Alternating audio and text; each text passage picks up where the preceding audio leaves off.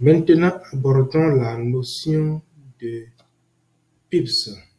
Alors, la notion de c'est quoi euh, le pips ou c'est quoi un pip ou le pips sur le marché. Alors, le pips, c'est la différence entre deux prix sur le marché. C'est la différence entre deux prix. C'est ce que moi je dis souvent et c'est ça en réalité.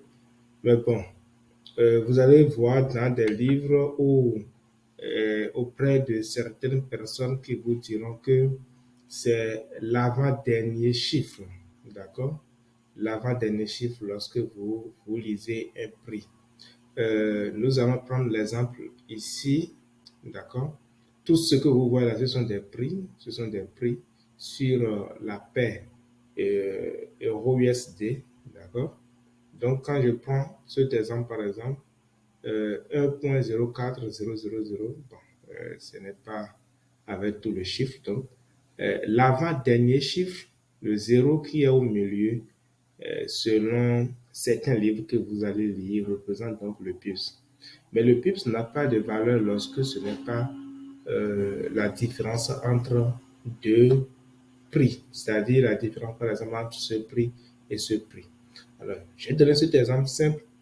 Euro USD, aujourd'hui, 12 décembre 2022, d'accord? Aujourd'hui, à 8h00, le prix de euro USD 1 euro valait 1,0522. Il y a un 6 à la fin, donc 1,0526 dollars américains. Alors, qu'est-ce que ce chiffre qui est à la fin là représente? Ça représente juste le micropips. Donc, lorsqu'on considère les 5 chiffres après la virgule, d'accord? Les 5 chiffres après la virgule, on le considère, eh bien, on commence par parler de micropips dès qu'on va trouver le résultat.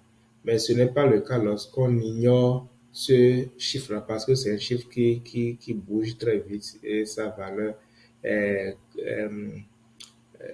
on ne peut pas dire néant, mais presque néant sur le marché. Alors, donc, EURUSD à 8h00 était à 1,05226 et à 14h00, donc le prix a quitté 1,05, 1,0526 à 1,0555 à la fin. Alors, euh, ce qui voudra dire que le nombre de puces, d'accord, que le marché a parcouru pendant cette période-là, hein, est de 1,05555.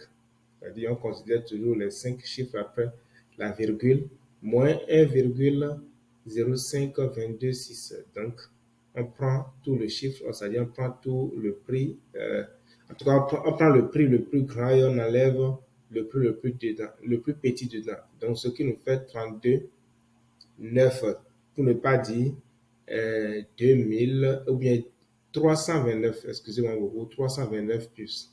Alors, ce 329, 29, on ne peut pas l'appeler plus si on considère 329. On ne peut pas l'appeler plus, on l'appellera micropips.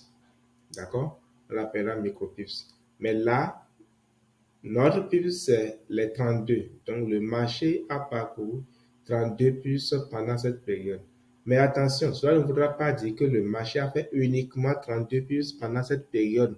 Non. Nous, on est en train de faire la différence entre deux prix. Parce que au moment où il est en train de monter, il y a aussi des descentes. Donc, tout cela ne peut pas calculer et ajouter, connaître le nombre de pips exacts que le marché a fait pendant cette période. Mais nous pouvons quand même, nous connaissons le prix à 8h00 et le prix à 14h. Et à partir de ces deux données, nous pouvons calculer le nombre de pips qui est 32, soit 200, soit 329 micropips. Merci beaucoup. Si vous avez des questions, je reste disponible.